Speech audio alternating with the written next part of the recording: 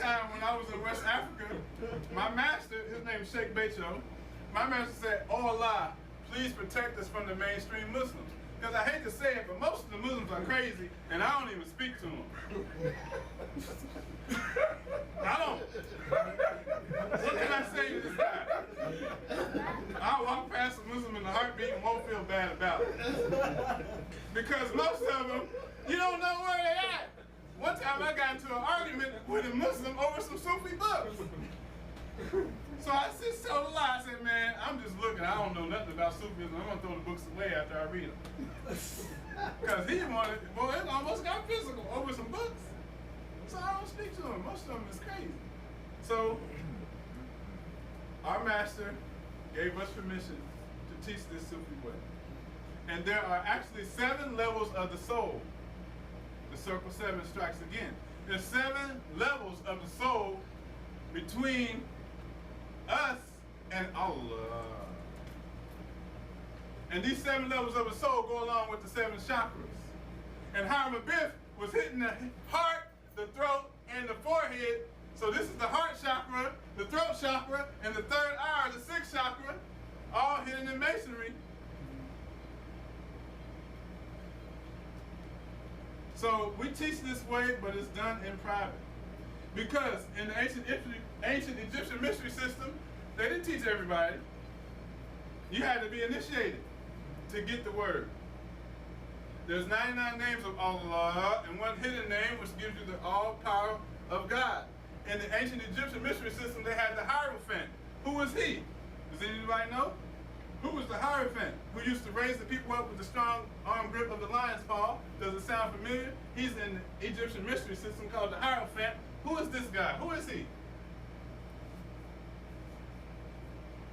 Some say Yosef ben Jochanan was a Hierophant from the Egyptian mystery school. The Hierophant is the keeper of the secret name of God, therefore possessing the power of God. So, the Sufi way is 7 levels of the soul. I could go over the 7 levels, but we're going to stop here. We're going to stop here. And yes. I have a question. Allahumma salli ala sayyidina Muhammad. It's sitting inside. Yes. My question is, what do you think needs to be done as far as to connect, like you say, the normal, typical Muslims with the Sufis or with Moors, Nation of Islam? What do you think needs to be that gel to bring everybody together? It's not going to happen. It's not going to happen. Because the Prophet Muhammad, peace be upon him, he came with 3 teachings. A lot of people don't know this. Prophet Muhammad, peace be upon him, had 3 teachings. He had the Shariat, the Tariqat, and the Hakikat and Marifat. To break it down in simple English, the Prophet Muhammad came with Shariat, which is the basic Islam. And Allah told Muhammad, alayhi salam daiman abadan kathiran kathiran, to teach all the people basic Islam, because the Arabs were the most savage, ignorant people on the face of the planet Earth. And most of them are still ignorant and dumb as hell today. Guy got on a suit and tie, and I got on this, and I say assalamu alaikum, and he asked me if I'm Muslim. You got on the suit and tie, and I'm dressed in a long robe from West Africa, and I'm saying assalamu alaikum. You looking at me as I'm asking, are you Muslim? You changed your name to Mo. I know your name Muhammad. Working in the gas station. So anyway, it's not going to happen because these Arabs are ignorant. They're still ignorant. So Muhammad came. He taught the Sharia to everybody, the basic Islam. And Allah said, the second part of Islam, which is Sufi, which is Tariqat, the pathway, Allah said, just teach this to a few people. So he taught the inner way to just a few people. But then the third part of Islam, which is divine gnosis or marifat, Muhammad didn't teach it to anybody. Because Allah says in the Quran that Allah ultimately is our teacher. So Prophet Muhammad says, I'm not teaching this third branch to anybody, but if you practice the Tariqah or the Sufi way, the second branch, you will have divine wusul, a union with Allah, and Allah will teach you directly through the heart. So this third branch of knowledge is not written in books. My teacher said if it's in a book, it's not secret. If it's in a book, it's not secret. So this is a good question. It's not going to happen. It's not going to happen. Because some people don't have the spiritual aptitude. Some people need a lot of laws. Some people, they need all this Sharia and Islamic laws, or else they're going to act a fool. This is plain and simple. Some people, they need it. They need it.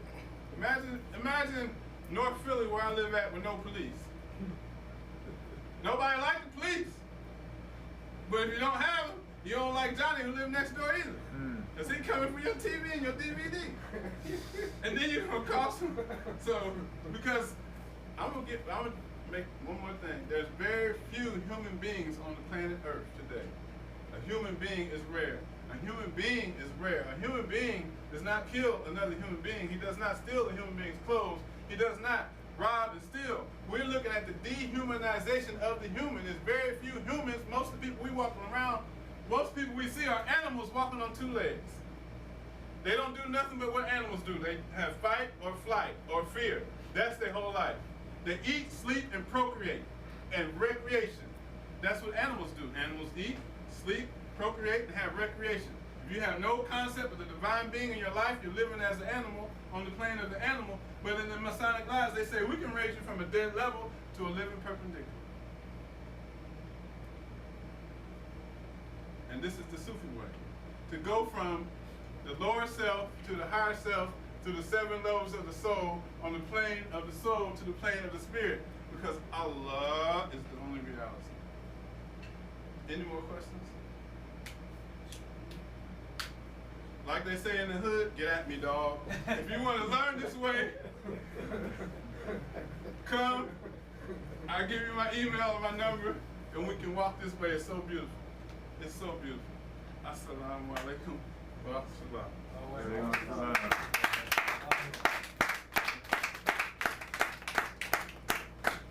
Thank you, Brother Sufi. Thank you.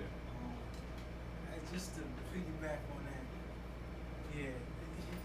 It's a journey. It's truly a journey. And for a lot of ones out there speaking and even doing DVDs and stuff, it's a journey. It's gonna be a journey for a lot of us to even get there, to get that information out. So a lot of them don't want to submit. They have their ideologies. They have their already focus on what they believe in.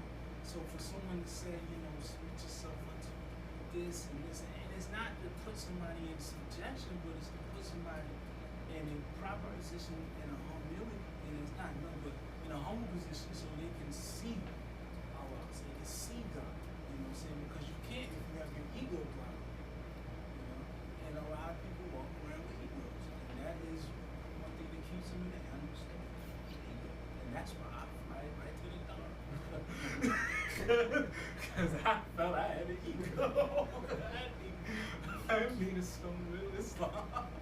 You know what I mean? So, without further ado, I'll bring on our Dr. Ali Muhammad. Everyone give his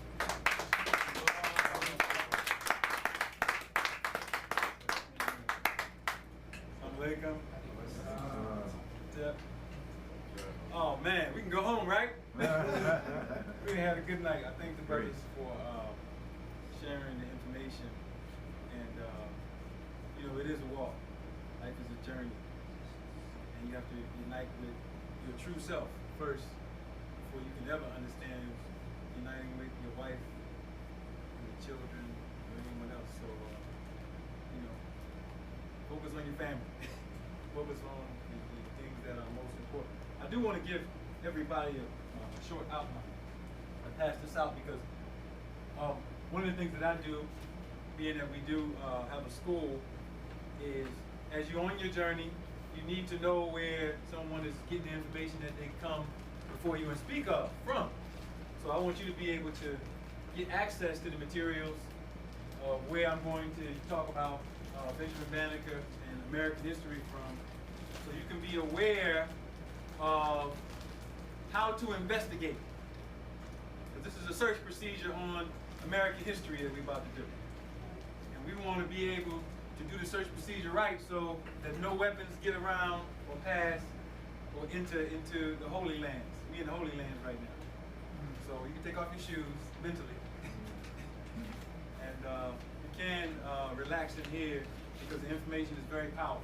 I'm going to read this because this goes right in to back up what the brother just said about these esoteric teachings across the planet and just the general histories and what this thing is really about for the original man and the original woman on the planet. We're doing with Zulu Nation a seminar October the 9th, 10th, and 11th in New York, and it's called "Who Was You Before 1492?" And it's the correct question to ask because as soon as you get an opportunity to peer back through the things that they have done to history, you will find out who you are as a people. And I'm going to read from this to show you what we're really dealing with. But I want to read the books first, just for the sake of the presentation. Books of study on Bannaker and American history: The Discovery and Archaeological Investigation of the Benjamin Bannaker Homestead by Robert J. Hurd. This is a book right here, very rare book. You can order it online, just type it into a search. And I paid a nice little penny for this. It's much cheaper now. But there was an archaeological investigation done, and I want to leave this book for the museum, because I got another one. Yeah, I want to leave that. Because y'all need that literature, y'all need that book. Because it goes into a search on the homestead of Benjamin Bannaker to pull out all the archaeological data to find out what happened to him. Because this is a mysterious man in history. Okay? We're going to get past some of the mystery. The next book is selections from the letters and manuscripts of the late Susanna Mason and Rachel Mason. This is a communication done in 1836. Susanna Mason knew Benjamin Bannaker. Okay? And it's my thought that they had a child. But we're going to go through some of it. Because, of course, Benjamin Bannaker in conventional history is said to be single, never producing any children, which I think is a lie. All right? Memoir of Benjamin Bannaker by John H. B. Latrobe. Very important. Because this was the first communication that talked about Benjamin Bannaker's lineage, his family. This was done in the 1840s. An interesting thing about John H. B. Latrobe is that allegedly, he is the son of Benjamin Latrobe. Now, Benjamin Latrobe is important in history because he is the man who is given credit for designing the Capitol building, the White House, Fairmount Waterworks, Center Square, which was the first waterworks in Philadelphia, and a lot of other things. But as the brother said, there may not be, there are secret societies, but the best way to keep a secret is to put it right in your face. And we're going to go through the history of so-called Benjamin Latrobe because Benjamin Latrobe is a code name for Benjamin Bannaker. Latrobe means the triangle. Okay? All right? So when you start getting into what these Masons have done to history, they have left encryptions and codes if you are aware, if your eye is open. You can begin to see when you actually do the hard research and bring a spiritual eye onto the hard research. Okay? The autobiography of Reverend Daniel Alexander Payne, who was the head of the African Episcopal Methodist Church, right down here, right down from South Street. And he wrote some histories on Benjamin Bannaker in the 1800s. The reason why I'm giving you these books is because these are source materials, and the other people who wrote books, they took some of this source material, and this stuff right here, you can barely find it. And they write their books, which becomes what you call secondhand research, and they become the authorities like Silvio Bedini, who everybody tells you if you want to go find Benjamin Bannaker's history, go study him. But he ain't telling barely any truths about Benjamin Bannaker. Because it must be hidden. Because it's consciousness, it's living energy. Information of the past, of your ancestry is living energy. That when you connect to it, it gives you life. Okay? A sketch of the life of Benjamin Bannaker by Martha Tyson. Also a good work. But around this time period is when they started altering the histories on Benjamin Bannaker. This was the first book that began to do that. Because they didn't want you to know about his indigenous history. okay, which we trace. Bannaker, the African-American astronomer, by Ann Tyson Kirk, who was the daughter of Martha Tyson. And then a list of the taxables of the upper hundred of Pacifico. This gives the actual documentary history of the ownership of land of the Bannaker. Bannaker, I say Bannaker because that's what's on the records, not Bannaker. Bannaker on the records of in Baltimore. 1754 Baltimore County Debt Book. 1788 Notes on the State of Virginia, which is his intercourse with Thomas Jefferson. Bannaker Almanacs from 1792 to 1797, which are rare. You can go to Bloxham Library and Temple University and get access to all of them. Even the Philadelphia Library doesn't have all of them. I think, as far as I know, around the immediate area, Bloxham Library at Temple University might be the only one that has all of his almanacs and these books that I'm talking about. Okay? I'm going to tell you why. They don't want you to know about this man. American Connections by James Burke, which is a communication about Benjamin Rush, who was a medical doctor and Bannaker. Benjamin Franklin, Self-Revealed. Very important book. Talks about the history of Benjamin Bannaker and his slaves and other things. The Writers of George Washington by John C. Fitzpatrick. Okay, so those are materials. I want to read this first thing though, and this is from the first page, translated into English from Columbus's journal. Now, I say Columbus, that wasn't his name. His name was Cristobal Colonna.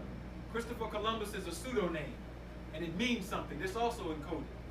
Christopher Columba. Christ, Ophir, the bearer of Christ. And Columba is the dove, represents the dove. Because the expedition of Columbus represents something in history about Moorish history and what was going on during that time period, which we're going to read right here from the first page. His direct words. Because most Christian and very exalted, let me start with how he started. In nomine, which is Domine Jesu Christi, in the name of Jesus Christ. That's how he started. Because he was a part of a secret order, military order in the papacy with the Pope. Because most Christian and very exalted and very excellent and very powerful princes, king and queen of the Spains, which are Ferdinand and Isabella. This is 1492, little ones, when they tried to take us over. And of the islands of the sea, our lords in this present year, 1492, after your highness had made an end to the war of the Moors, who were reigning in Europe. So, right from Christopher Columbus' journal, he's telling you what was going on. And having finished the war in the very great city of Granada, which is in Spain, where in this present year, on the second day of the month of January, I saw the royal banners of your highness placed by force of arms on the towers of the Alhambra. This is in Spain. And I cut some stuff out to go to the most important part because this intro was kind of long. Your highness, as Catholic Christians and princes, loving the holy Christian faith and the spreading of it, and enemies to the sect of Muhammad. This is Columbus. Enemies to the sect of Muhammad. And of all idolatries and hearsays, decided to send me, Christopher Columbus, to the said regions of India. Now you're dealing with the idolatries of Muhammad, and Muhammad, but we're going to send you over the water to what you're calling India, going the other way, as he's about to say, to see the said princes and peoples and lands and learn of their disposition and of everything and the measures which could be taken for their conversion to our holy faith. So the purpose was to convert the Mohammedans, the Moors, and the people west to Christianity. And you ordered that I should not go to the east by land, by which it is customary to go, but by way of the west. Now they're not going to tell you why they couldn't go east, because they couldn't go east. They weren't allowed to. They could not travel from Europe all the way into India. They would have had to come across so much of our land, and by the time they would have got halfway, they might have been in jail. So they decided to try to get to India for the spice trade and other conquering by way of the Atlantic. Whence until today, we do not know certainly that anyone has gone over the Atlantic. Now, of course, we have been traveling all over the Atlantic. This is for them. so that after having banished all the Jews from all your kingdoms and realms. Now when they say Jews, you got to understand what they mean at this time period. The so-called Sephardic Jew is somewhat of an admixture and the original Jews, which are the Moors. So they banished all the Jews along with the Moors. In the same month of January, Your Highness ordered me to go with a sufficient fleet to the said regions of India, and for that purpose granted me favors and ennobled me that from then henceforward I might entitle myself Don, and should be High Admiral of the ocean, sea, and Viceroy, and perpetual governor of all the islands and continental land which I might discover and acquire. So you're just going to go to somebody's land and say, I am the Vice Admiral of the sea, I'm coming to take over. Now what happened to him is he ended up being put in jail by a brother. He never accomplished what he said he was going to accomplish. And the brother goes under the history of the name Bo Abdillah. A Moor came to Haiti and put him in chains and brought him back to Spain. And henceforward, from now henceforward, might be discovered and acquired in the ocean, sea, and that my eldest son should succeed in the same manner, thus from generation to generation, forever ever after. So his plan was to go to America and take over. Now that didn't happen in 1492, it didn't happen in the 1500s. It took almost 300 years for that to be accomplished. But that was the plan. For them to come and in the east and the west destroy those who followed the sect of the Mohammedans and the Moors, and to come over into the Indies and to wipe out what they call idolatry. Now, the reason why I'm saying this is because these are people that our children celebrate. This man is worse than Adolf Hitler. And that is testimony of the intention of genocide. So when we look at them, we should call a spade a spade. These are some of the most sick people in history. We should never let our children stand up and pledge allegiance to no founding fathers or none of them, because they're always a bunch of criminals, racists, pedophile, and fools. So don't let your children invoke the energy of giving credence to that, because this is why we're turning out the way that we are, because we're intertwining our energies with something that we don't need to be long intertwined with. So George Washington is a criminal. Thomas Jefferson is a criminal. And Benjamin Bannaker condemned all of them. They're all criminals. Because you can't go back during that time period and find out people treating people, and for the most part, as a whole, in general, except for the present epoch, our people never behaved like that. Okay? So when we look at these people, we gotta call a spade a spade. So that's what I wanted to start off with. Also, Benjamin Bannaker's history. Another thing that's so important is that, of course, they want to keep the information about him a mystery and hidden.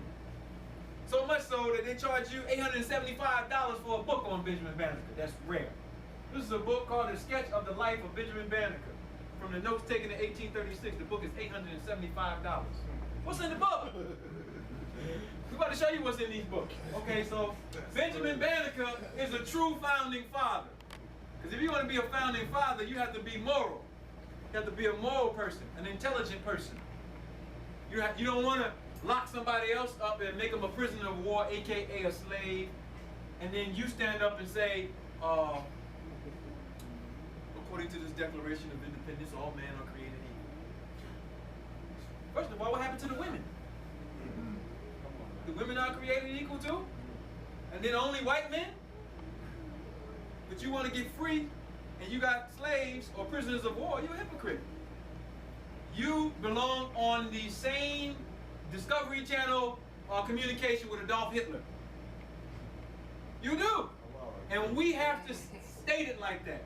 At least in a very pleasant way. Well, Thomas Jefferson is equal to Adolf Hitler. Okay?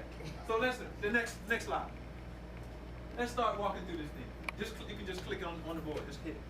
Here it goes to the next. Okay, so Benjamin Bannaker is one of America's forgotten founders. But the people who are termed founding fathers are some of the, like I said, the most criminal, racist, immoral people in the history of the world. I'm going to give you a quick introduction on these people so you'll see it. Go ahead. Next slide. Oh, Go back. If you right click and you go previous, right here. Right here. There you go. Cristobal Colon, aka Christopher Columbus.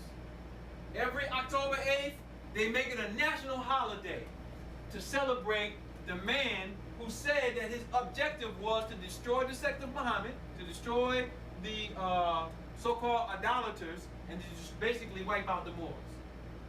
So anybody who's a Moor, anybody who follows the teachings of Muhammad, Islam, and anybody who is indigenous to the Americas, he is completely against you, had the idea of genocide, and they force you to celebrate his birthday every year. That is a crime. So what we want to do is shut down the whole holiday. We're going to start putting all the information out just to shut it down. Because it should be shut down.